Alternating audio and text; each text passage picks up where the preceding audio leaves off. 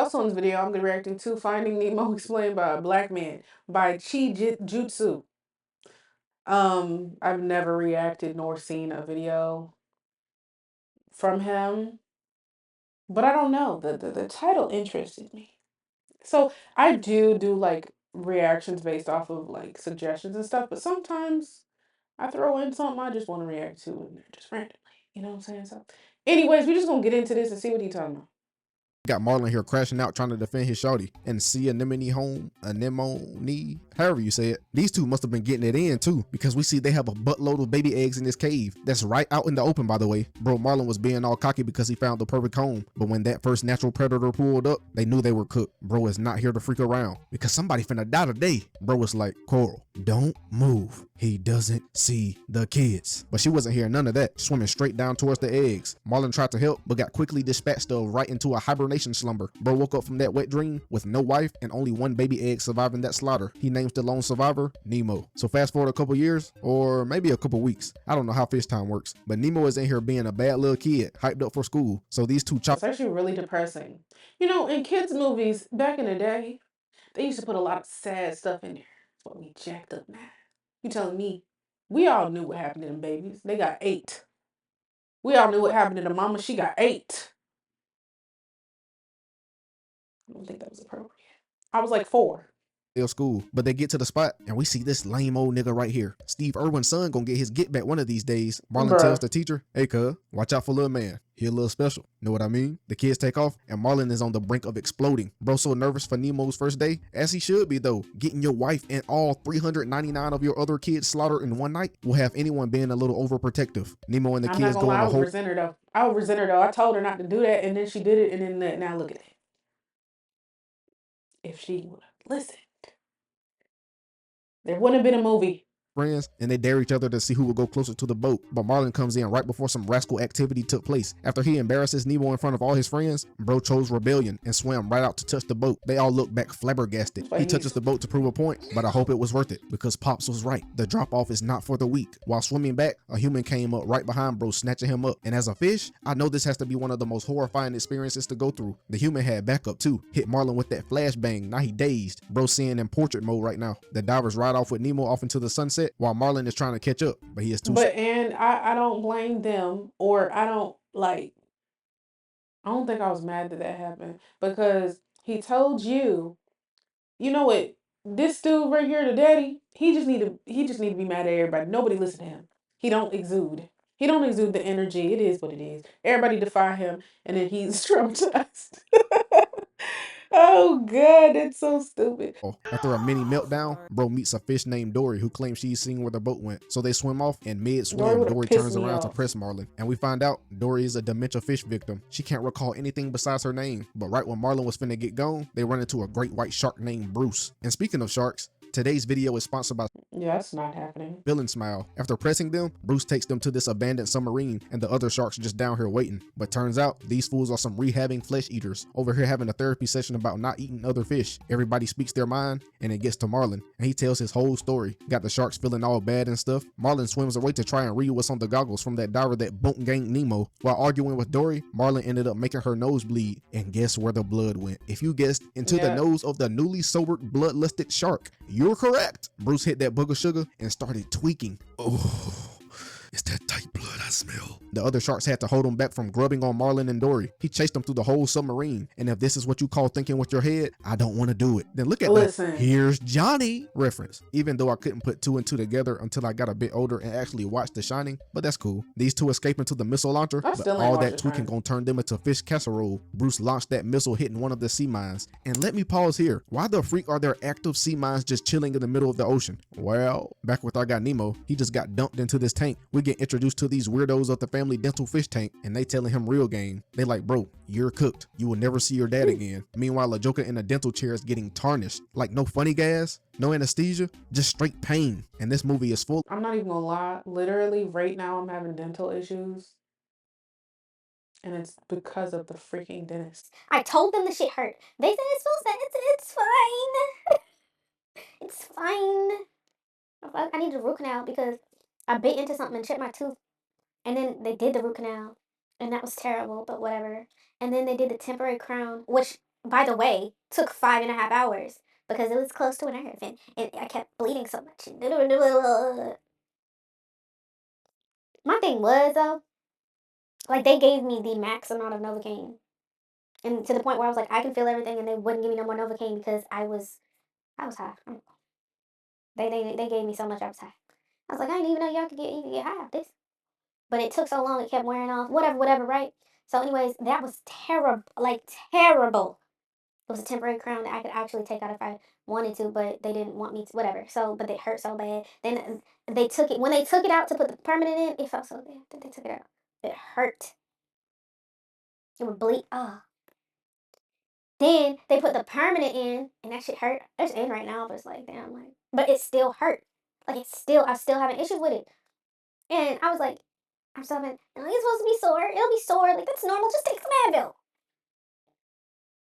That's a year later. Why does it still hurt? And it's like bad. Like I don't know if they hit a nerve or something, but I just keep having moments where like my teeth like over here is like sensitive as hell. Like with cold stuff, like that didn't happen before. It's so freaking sensitive. I should sue.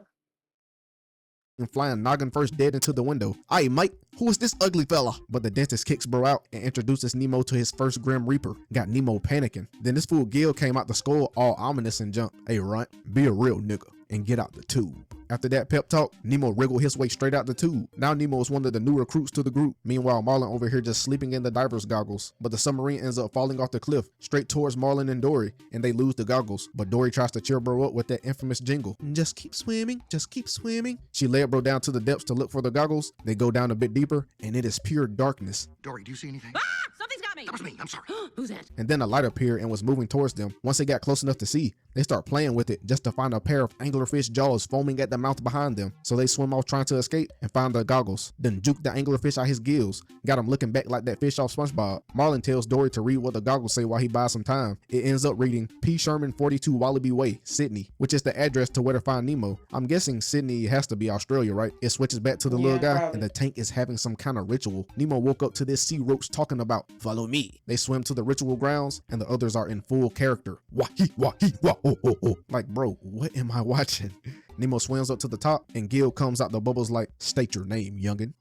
Nemo? Then Bloat comes up to initiate bro into the bonds of tankhood. But first Nemo has to swim through these very non-lethal bubbles. And this scene is like a fever dream, cause what the heck is going on? Got fools chanting in the background, this little shrimp down here tweaking out his mind. But bro was on timing. Nemo swam right through the bubbles, no problem. His new nickname is Sharkbait. Now the new mission is to escape the tank to get back to the ocean life. Gil gives the rundown on this elaborate Mission Impossible scheme. But first, Nemo has to do some training. Now that Marlin and Dory have the address to find Nemo, all they have to do now is actually find out how to get there. So they ask this group of fish, but they not hearing none of it and swim off. Marlin tries to ditch Dory and gaslit her into a tearjerker. The fish group came back and tried to defend her. These fish can apparently harmonize, turning themselves into three-dimensional symbols. So they ask them a bunch of questions trying to get the directions to Australia. The fish end up pointing them in the right direction, literally, and they have to swim through this scary looking trench. But instead of swimming through like they were supposed to, Marlin talks Dory into swimming up, running into a horde of stinging jellyfish. And only Marlin can bear their stings because of that freaky old relationship he has with them sea anemones. So as they're swimming through, Dory is getting tagged left and right by these jellyfish. Marlin turned around to see Dory laid out, slumped, but like a good fishy, he saves her from near death and they both pass out. Across the ocean, we see Gil preparing Nemo on how to stop the tank filter for their master plan. So apparently, he has to jam a pebble into this rotator to stop the filter. But during the practice session, Nemo ended up getting stuck and almost turned into an entree on Chopped. But they saved bro and abandoned the plan because it's too risky. So Marlin wakes up on the back of a sea turtle named Crush, and bro is taking him and Dory to Australia by this ocean highway or sea current thingamajig. cool This mug is like turtle. a sea roller coaster maneuvering through the sea. Marlin went to go see Dory and she's down here playing with the baby sea turtles. Look at little Crush Jr. His name is Squirt and he's just like his dad. Look at him. But Crush gives Marlin some great dad advice and now he is also getting to know the turtles. Marlin gives everyone the rundown on how Nemo got lost and they all locked I want in. to know something. This kind of it's kind of on topic, off topic, whatever.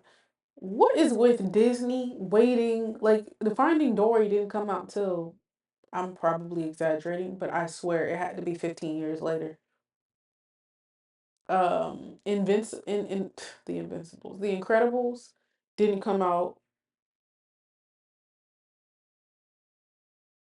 15, 10, 10, something like that years later. What is up with that? Can y'all not do that no more? Please.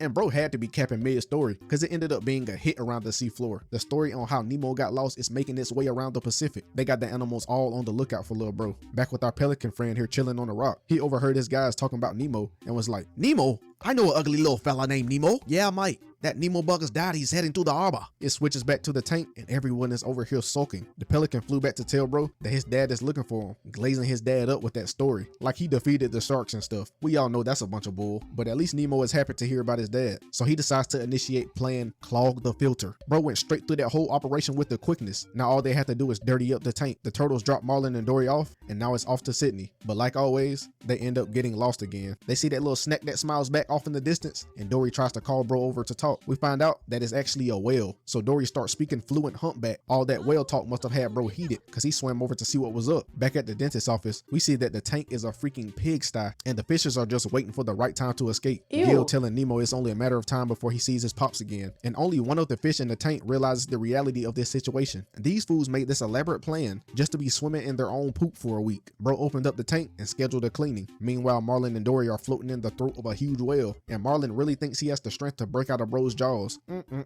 I hate to break it to you, buddy, but y'all are cooked. Then we Well, get whales another don't cheer up eat scene between fish. Dory and They Marlin. eat She starts speaking that krill. humpback jibber jabber again, and the whale took her words as a threat and started digesting them. So it throws them to the back of his throat and shoots them out his blowhole. Turns out Dory can actually speak well. Bro is just giving them a free Uber black ride to Sydney. Now that they're at the harbor, it's now time for Nemo to escape the tank. But they wake up to a foiled plan because the doctor cleaned the tank with this new filter. Nemo ends up getting scooped by the doctor and bagged for his little niece Darla, who is a fish's worst nightmare. Back with Marlin and Dory, we see that they have their own problem. Got natural predators lurking around every corner. After fighting for their lives versus this pelican, they get introduced to the pelican that knows Nemo, but they wasn't trying to hear none of bro's foolery. Right as they was finna escape, that white dookie hit the ground, they can't stunning breathe. everyone. Then the real crash outs of the movie appeared. I remember seeing this scene as a Nice kid flight and here, laughing so my much. butt off because these seagulls tried to eviscerate anything that they could get their beak on. Aye, mate, don't move. On three, hop in me mouth and we getting gone. And how has Dory and Marlin lived for this long out of water? Doesn't like a couple minutes of non-oxygenated blood in the body turn you into a vegetable? But the pelican said Nemo, and Marlin started spazzing. Got the seagulls going crazy. They got Dory over here spread eagle, but the pelican saves them, and off they went to see Nemo. And Darla is already up to no good, tapping on the tank, and we find out that she's a biter too. This one of them kids that'll make you not like kids. Nemo did pull off the high IQ move though, playing dead so he could get flushed away into the ocean. But Nemo's plan backfired though, cause dude is just gonna throw him away in the trash can. So Marlin got that pelican to crash out in the office. Bro right here is in the waiting room, jaws dropped. Marlin sees Nemo and thinks he's dead, but before Nemo realizes it, the doctor had already pushed him out the window. It's just total chaos in this dentist room. Nemo ends up falling down the sink drain and into the sewer. So the pelican drops Marlin and Dory off into the ocean, and they all sad cause looks like Nemo is no longer with us. So they swam off and went their separate ways. But back at the sewer pipe, we see Nemo pops out and calls for his pops. He spots Dory up at the top and swims up to question her. Bro introduced himself as Nemo, and this blue bag of fish nuggets said,